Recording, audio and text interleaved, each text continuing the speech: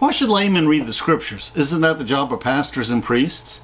And then how did St John Chrysostom's knowledge of Stoicism influence his Christianity? And how does St Augustine say we should read the scriptures? Should Christians avoid attending chariot races? And how about football games?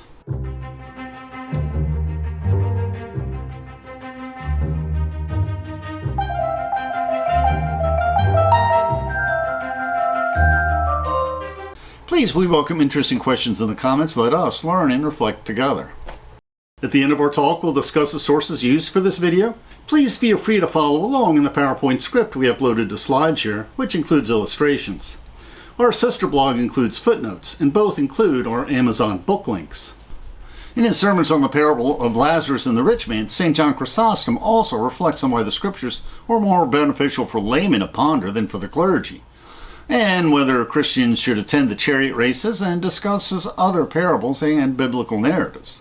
In the style of the Roman Stoic philosophers Epictetus and Musonius Rufus, St John Chrysostom upbraids his flock on how those who struggle to make a living and raise a family need to study scriptures more than those monks praying in monasteries in the mountains. St John Chrysostom is emphatic. Do not let any say to me these vain words, worthy of heavy condemnation. I cannot leave the courthouse. I administer the business of the city. I have a craft. I have a wife. I am raising children. I am in charge of a household. I am a man of the world. Reading the scriptures is not for me, but for those who have been set apart, who have settled on the mountaintops, who keep this way of life continuously. St. John Chrysostom asks, "What are you saying, man? That attending to the scriptures is not for you, since you are surrounded by a multitude of cares? Rather, it is more for you than for them. Monks do not need the help of divine scriptures as much as those who are involved in many occupations. The monks, who are released from the clamor of the marketplace and have fixed their huts in the wilderness, who own nothing in common with anyone, but enjoy wisdom in the calm of that quiet life, as if resting in a harbor, enjoy great security. But we, as if tossing in the midst of the sea, are driven by a multitude of sins, need the continuous aid of the scriptures."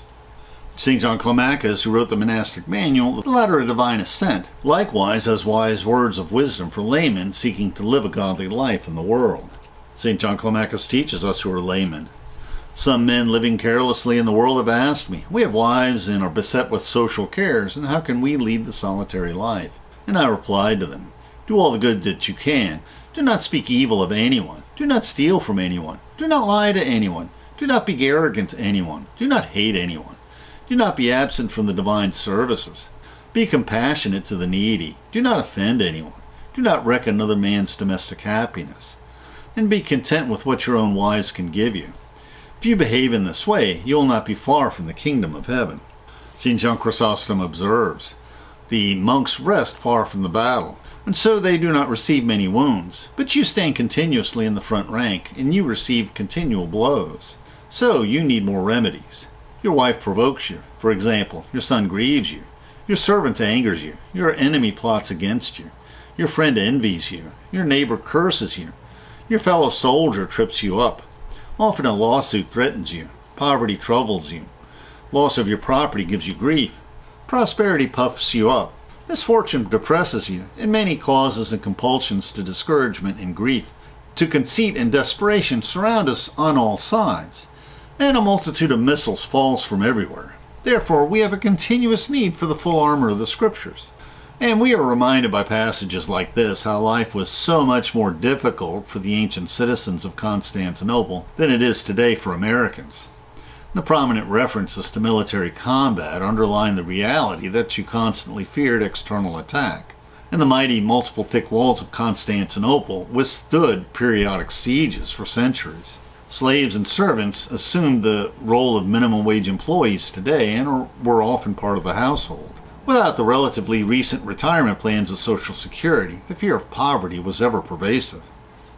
However, those who lived under the protection of the Roman Empire no longer had to worry, as did the ancient Greeks and Israelites, that an enemy city-state would conquer them, plunder everything, massacre the men, and enslave the women and children. St. John Chrysostom reminds us, the designs of the flesh attack more fiercely those who live in the midst of the world.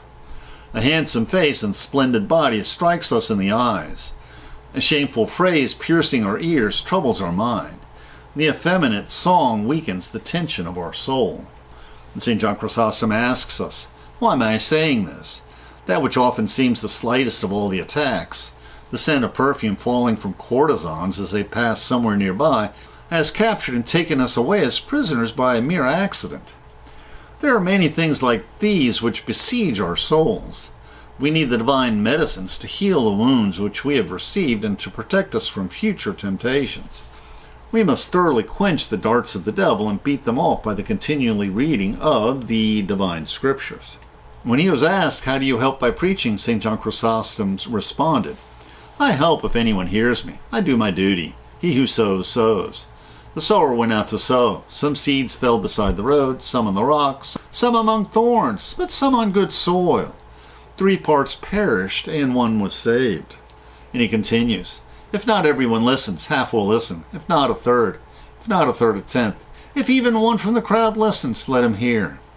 It is not a small accomplishment for even 1 sheep to be saved, since that shepherd left the 99 sheep and ran after the one which had strayed. I do not despise anyone, even if he is the only one. He is a human being, the living creature for whom God cares.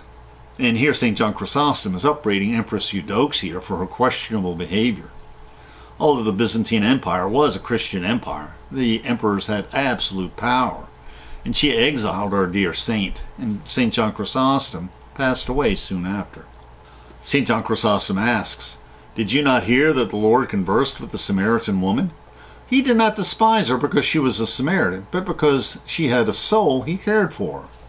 He did not neglect her because she was loose like a harlot, but because she was going to be saved and had showed faith, she often benefited from his concern. And the Samaritan woman at the well is known in the Catholic and Orthodox traditions as Saint Fautine. According to this tradition, she brought many souls into the church. Her success as an evangelist drew the attention of Emperor Nero, who tortured her for her faith, martyring her by throwing her into a well. How does this compare to St. Augustine's teachings on the role of preaching and reading scriptures? In his pivotal work On Christian Doctrine or On Christian Teaching, St. Augustine teaches us all scripture should be interpreted to increase our love of God and love of our neighbor. And if any scriptures do not appear to affirm this twofold love, then that passage should be read allegorically. Should Christians attend the chariot races? According to our translator, St. John Chrysostom says that Christians who were seen at the chariot races set a bad example for recent converts. Besides, they were wasting time and, above all, nullifying the work of spiritual training which they had undertaken in the church. Perhaps, like some people today, they were making sport a substitute for religion, with its zealous attachment to one charioteer or another. St. John Chrysostom is distressed by those Christians who attend the chariot races, applauding the charioteers with uncontrollable frenzy. They wrangle with one another, saying that one horse ran badly, another was tripped and fell. One person attaches himself to one charioteer, another to the other. They have no thought or memory of the words they heard in church, nor of the spiritual and awesome mystery celebrated there. But like captives in the snares of the devil, they spend the whole day at the races, surrendering themselves to the satanic spectacle and shaming themselves before the Jews, the pagans, and those who wish to ridicule us. The Jesuit magazine recently printed an article that I thought I would never see, where they compared the youth sporting movement that blithely schedules Sunday morning youth sporting events to an alternate cult or an alternate religion. They also printed many letters from readers responding to this article. I'm pondering whether to reflect on this article in a future blog and video. What we may never see is an article questioning whether Christians should be avid football fans, since so many priests talk about football from the pulpit and in casual conversations. Now, when Constantine the Great built his capital city of Constantinople, his Colosseum did not feature gladiators, but rather sponsored chariot races. But although the Roman Empire was now a Christian empire, the Western Church in Rome still retained some barbaric pagan practices, including the spectacle of gladiators fighting to the death in the Colosseum. In his Confessions, St. Augustine describes a friend who became addicted to the spectacle of gladiators battling to death in the arena. St. Augustine remembers that many in the crowd, when they arrived in the arena, saw that the place was seething with the lust for cruelty. St. Augustine continues, when his friend saw the blood drawn by the swords of the gladiators, it was as if he drank a deep draught of savage passion. Instead of turning away, his friend turned his eyes upon the scene and drank in all its frenzy, unaware of what he was doing. He reveled in the wickedness of the fighting and was drunk with the fascination of bloodshed. He was no longer the man who had come to the arena, but was simply one of the crowd, a fit companion for the friends who had brought him.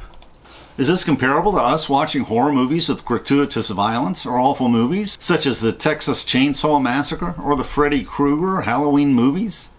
I must admit I'm somewhat addicted to watching the John Wick clips on YouTube. What about the gung fu battles where he slays bad guys by the dozens? He always gets shot himself, but only once, and miraculously heals on the run as he fights through the pain. True, nobody's actually murdered in these staged movies, but how can watching this stuff improve our soul? Now we'll discuss the sources we used for this video. The sermons of St John Chrysostom were transcribed for our benefits and are both readable and quotable. And we learned of this compilation from Father Vasilios' commentary on step 16 of St John Climacus' Ladder of Divine Ascent on avarice. And Father Vasilios also referenced the compilations of St. Basil's works in On Social Justice. The YouTube description includes a link to our PowerPoint script that we uploaded to SlideShare and also our blog. Please support this channel by sharing this video with your friends and by clicking on the like and subscribe buttons and by clicking on the Amazon links to purchase any of the books we discussed, which will earn us a very small affiliate commission. And please consider becoming a patron of our channel. Plus, we will host special discussion groups for our patrons. Plus, you can click on the Meetup or small M icon to participate in our online discussions, where we practice our future YouTube scripts. And please click on the links for other videos that will broaden your knowledge and improve your soul.